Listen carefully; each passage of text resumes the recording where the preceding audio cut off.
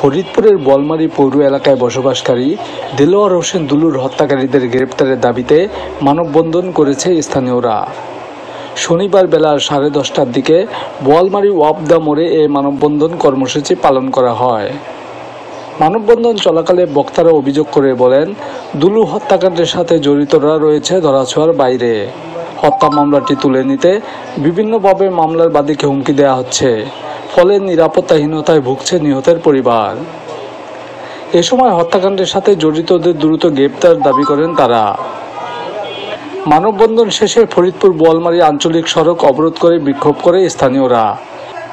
ঘণ্টাব্যাপী সড়ক অবরোধ করায় যান চলাচল ছিল বন্ধ, ফলে দুর্ভোগে পড়েন যাত্রীরা। পরে পুলিশ এসে হত্যার সাথে জড়িতদের গ্রেপ্তারের আশ্বাস দিলে অবরোধ তুলে নেওয়া হয়। গত 21শে মার্চ সামান্য কথা কাটাকাটির জেরে দেলোয়ার হোসেন দুলুকে কুপিয়ে মারাত্মক জখম করে দুর্বৃত্তরা। 6 এপ্রিল ঢাকা মেডিকেল কলেজ হাসপাতালে চিকিৎসাধীন অবস্থায় মারা যায় দুলু। এ ঘটনায় বোয়ালমারী থানায় একটি মামলা দায়ের হয়েছে। সাধারণ জনগণের দৃষ্টি আকর্ষণ করছি, আমরা কোনো রাজনৈতিক ফ্যামিলি না, আমরা একটা সাধারণ ফ্যামিলি। আমাদের পরিবার কখনোই কারোর সাথে মারামারি করে না, কারোর সাথে অন্যায় বিচার করে না।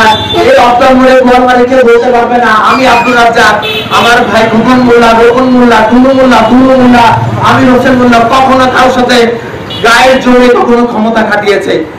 আমি প্রশাসনের দৃষ্টি আকর্ষণ করছি, বাংলাদেশের সুশীল সমাজের দৃষ্টি আকর্ষণ করছি, বিচার বিভাগের দৃষ্টি আকর্ষণ করছি, তারা যেন আমার ভাইয়ের ন্যায্য বিচারের ব্যবস্থা করে, যাতে আমার এই এতিম দুই ছোট ছোট বাস্তে বাস্তির বাবার ন্যায্য বিচার পায়। বিচার চাই যেন কোনো তারপরে যেন হতে পারে। আমার স্বামী যে কষ্ট হয়েছে, এক ফুটা পানি আমি দিতে পারিনি, স্থির হয়ে আমার পাই বলতে পাই বলছি জানো পানি দিয়ে আমি দিতে পারি নাই। আমি যখন মাফ করে দিই পুরা এত কষ্ট দিতে আমার স্বামীকে, আমার স্বামীকে কষ্ট হয়েছে, আমি যে কাজে ছিলাম প্রতিনিয়ত আমার মনের জন্য সারা জীবনই করে যেন ওদের এরকম গান গান করে যেন ওদের এমন করে চলছে বিচার চাই।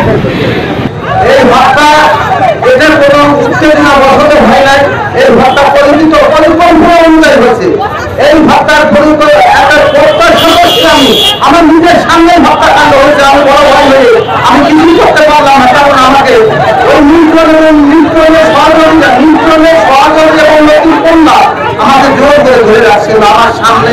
আমার ভাইকে আমি বাঁচাতে পারলাম না, তাই সমস্ত সাংবাদিক ভাবে আমি বলুন এই হত্যার আমরা সুষ্ঠু বিচার চাই, এই হত্যার আমরা সুষ্ঠু বিচার চাই।